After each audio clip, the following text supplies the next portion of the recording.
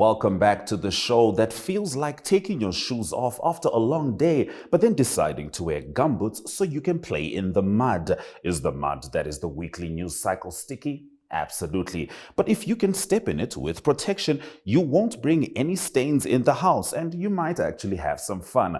This week, we zone in on Nigeria's president wanting a presidential yacht. We take a trip to the swag church launching in Zimbabwe, and we try to teach the UK the art of apologizing to Africans. My name is Ashwyn, and it's time for the second take. Win a double trolley dash in our birthday bonanza while saving on these. Get 10 kg Champion Super Maize for $99.99. 3 kg Pasta Grande Elbows or Mac for $64.99.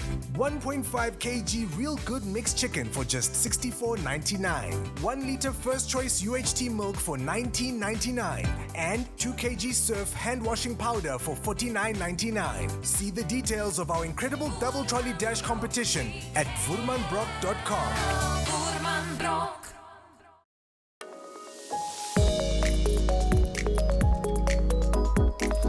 We start our stories of the week in Nigeria. President Bola Tinubu took office in May with a promise to cut waste and ease people's financial hardship, which is what anyone expects from an incoming president, particularly when you are dealing with a very volatile economy that happens to be the largest in Africa.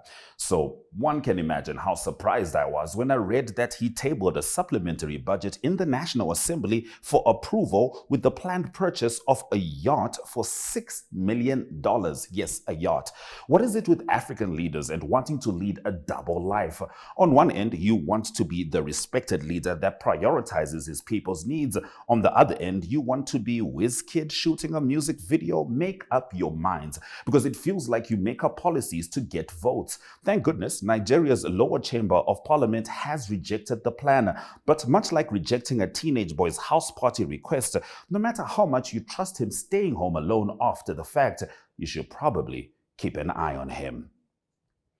We now move over to Zimbabwe. Described as a modern, youth-oriented church that focuses on using contemporary music and popular culture to engage young people in Zimbabwe, the Swag Church will be launched in Harare next week. Yes, because when Jesus was riding on a donkey, washing people's feet and literally saying that the humble will inherit the earth, the message these guys got was that serving looks will save souls. The organizers, Apostle K and Queen N, claim it will be the first of its kind, a congregation of people who love popular culture and swag. And you know, if there was one thing Jesus cared about was popularity and swag. Something about a robe and sandals just screams Fashion Week. Here I was, under the impression that people ought to seek ye first the kingdom of God, when it turns out folks are happy to seek ye first the right hip-hop outfit. Basically, in this context, who needs Matthew, Mark, Luke, Peter, and John when you can emulate the Wu-Tang Clan? Namspective after the break.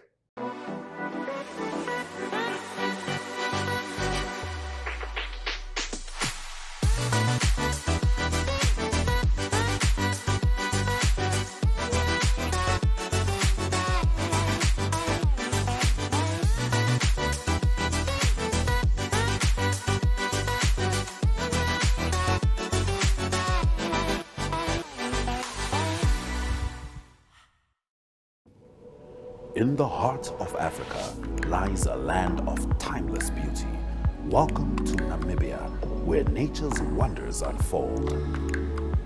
A land of breathtaking deserts, untamed wilderness, and ancient traditions. Beneath its surface, Namibian diamonds, crafted by nature, coveted by the world. A testament of time. An extraordinary giveaway. Namibia Diamond Trading Company is giving you the chance to win a polished diamond valued at 100,000 Namibian dollars. To enter, simply scan the QR code, send a WhatsApp to 085-785-6231 with #diamond and follow the on-screen instructions. Discover the magic of these unique diamonds. From the heart of Namibia to yours.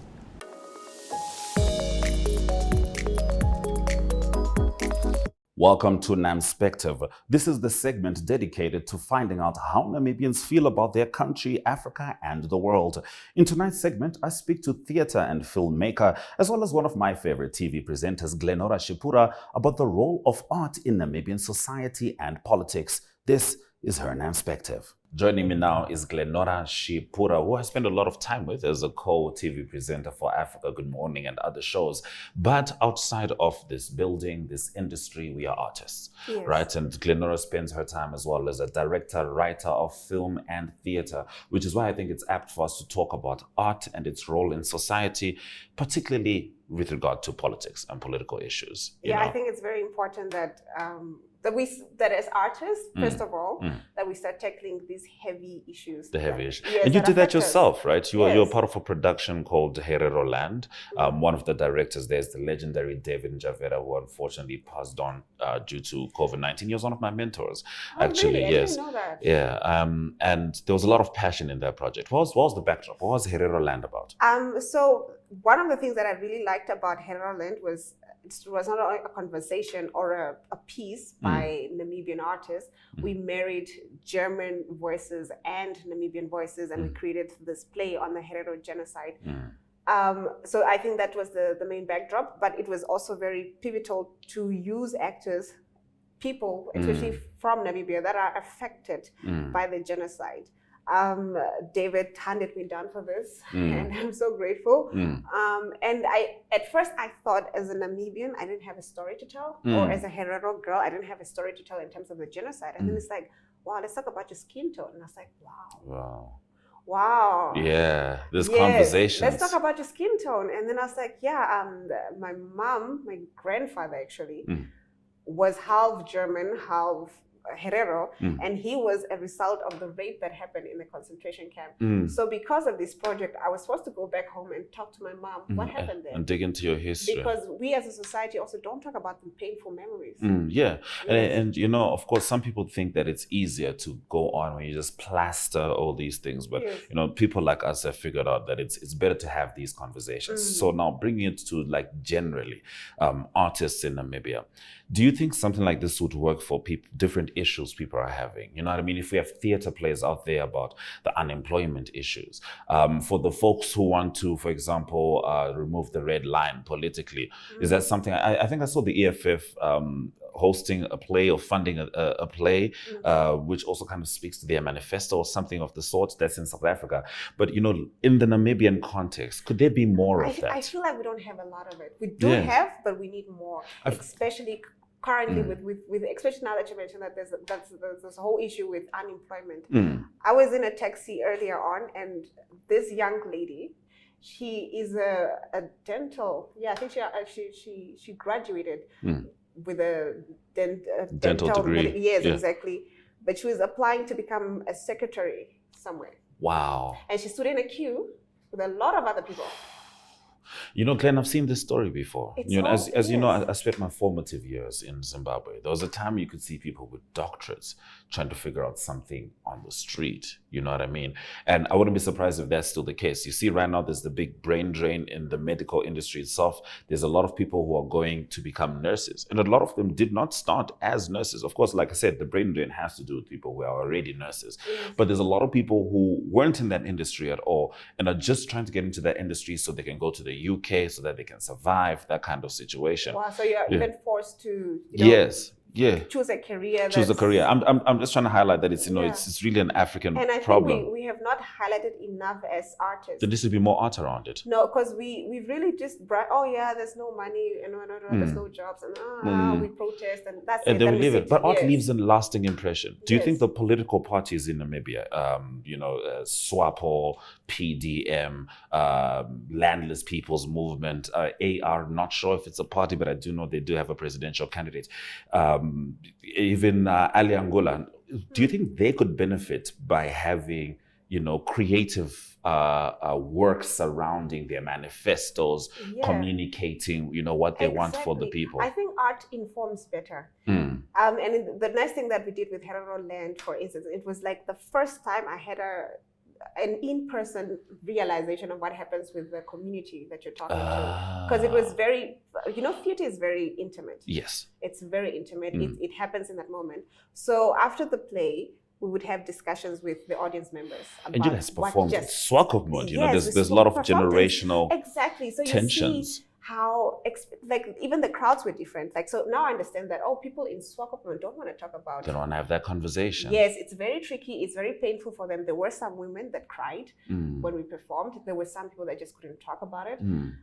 Maybe the shame, or maybe they don't care. You know what I mean? But I feel Apathy. like art brings you closer to the problem, rather than shoving it away. And I feel like most political parties don't necessarily engage people. Yes, we have somebody new, whatever, somebody seen somewhere, it's a campaign, but not in terms of, hey, let's show people what we are about. What we are doing. And, Yes. maybe some people might be afraid to do that because politicians are often known to make promises that they can't keep. And once you put art, the art lives forever. You know what I mean? We will replay those plays, those Ashwyn films, when and be he like, was running you said for- these were your beliefs, sisters. Thank you, Yes. Glenn, for joining me. Thank you so Truly much for appreciate having me. it. And this is such a beautiful space. We do the best that we can. Yes, I'm very proud of you. All right, so that's Glenora Shipura, artist and presenter, talking about the role of art in society in Namibia, sharing her NAMspective. So that is Glenora Shipura's NAMspective, and I would love to know more about what you feel makes art relevant in society and politics. Stay with the second take, heartwarming moment of the week up next. Taking care of children can be one of the busiest jobs in the world. That's why CrècheGuard is here to give you a little help along the way. Start the day with CrècheGuard's immune syrup to help build a strong immune system. CrècheGuard also offers other tasty supplements, such as omega-3 chews to support brain development. And for healthy little tummies, look for CrècheGuard's range of probiotics that come in drops, sprays, and delicious choc bars. Trust in CrècheGuard every day for healthy little bodies and developing minds. The next days are not a measurement of time, but the distance from here to the finish line. For the race you are running, for your kids, your career, your health, your future. Not away, but towards it. While the voice in your head reminds you it won't be easy. But by simply swinging your feet towards the floor, you've taken the first step. Grow for it with Stamino Grow. 5-in-1 supplement available at all leading pharmacies.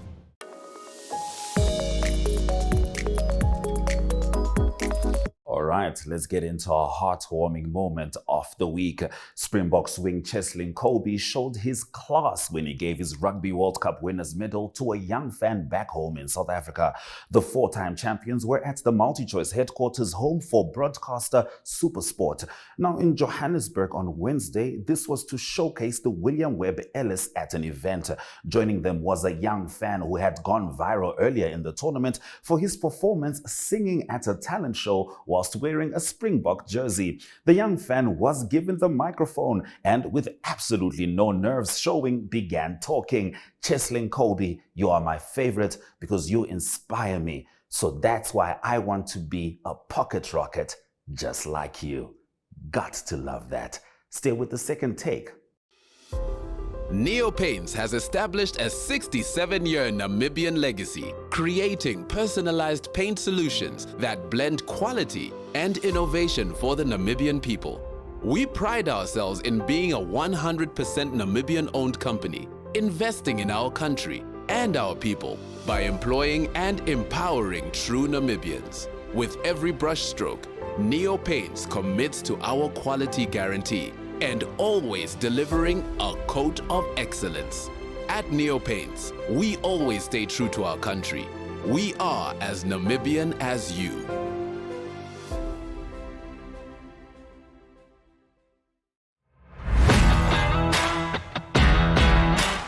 Welkom jullie, mijn naam is Brian Munango en ik is jullie aanbieder voor gooikolen.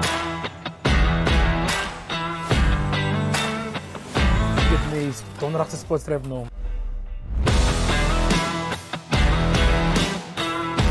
Einde van hierdie programma zal ik en hoe om Frans te praten.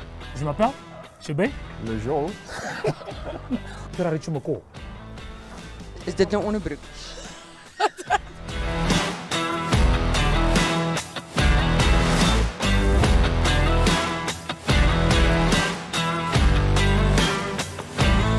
Weer ingeschakeld. We zien jullie weer vrijdag volgende week. Gooi kool. Gooi kool.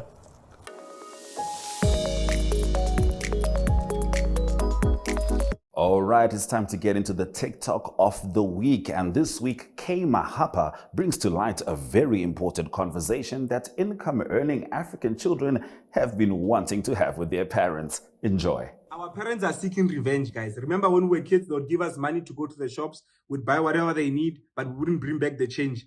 Yeah, they're doing the exact same thing, but on a very large scale. Because remember, we used to do it with 5 rands and 10 rands. Our parents are doing it with hundreds and thousands of rands of our money, guys. Like, these people don't bring back change. These people lend money from you with the promise of bringing it back, but they don't bring back any of it, not even the interest. Like, I don't know what kind of creditors they think we are that doesn't blacklist people, but it's fine. These people would ask money from you to buy groceries in the house for supposedly 300, and you give them your card. All of a sudden, you're getting a bank notification for 1.5. Well, guys, no ways. I know we didn't bring back a lot of change, but none of it amounts to this much. This is beyond reparations. African parents, don't be like Jacob Zuma. Bring back the money. Stay with Second Take.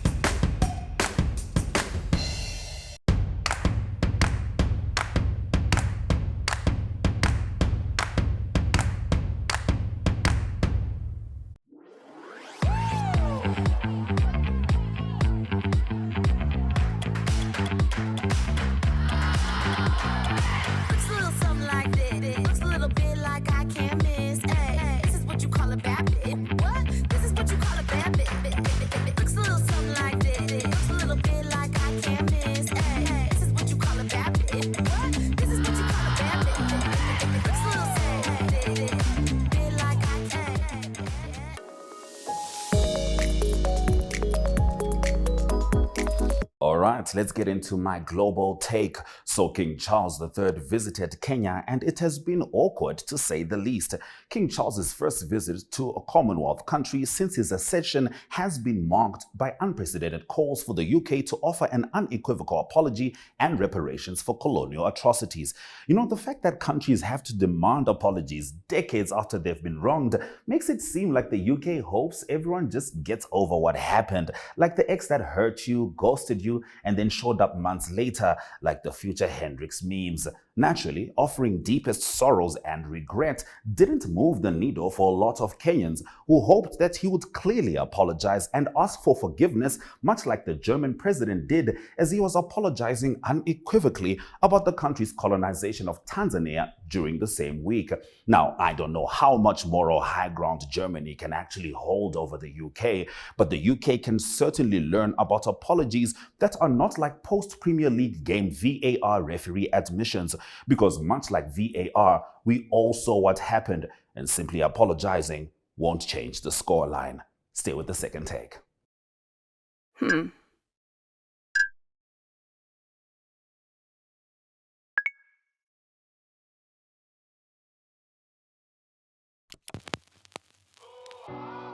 E-Ticket, your online ticket solution for events and event marketing, bringing you ease of mind and making sure that your event gets out there.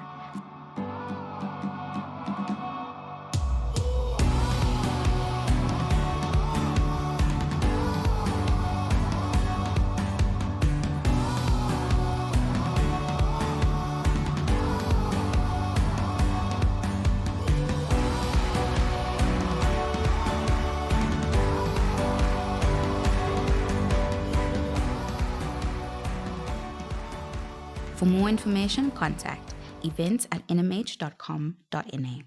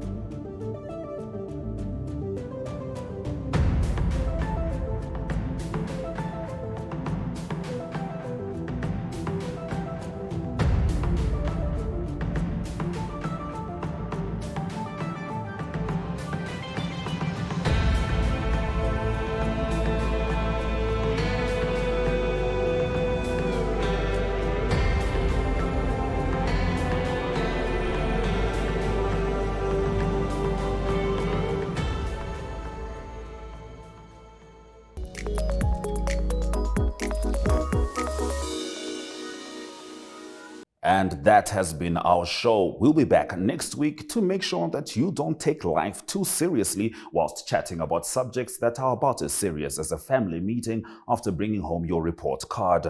Bola Tinubu revealed his Afrobeat star ambitions. The Swag Church taught us all about the gospel of matching outfits, and King Charles III is learning that future Hendrix is not the best role model for post-colonial era apologies. My name is Ashwyn, and that is my second take.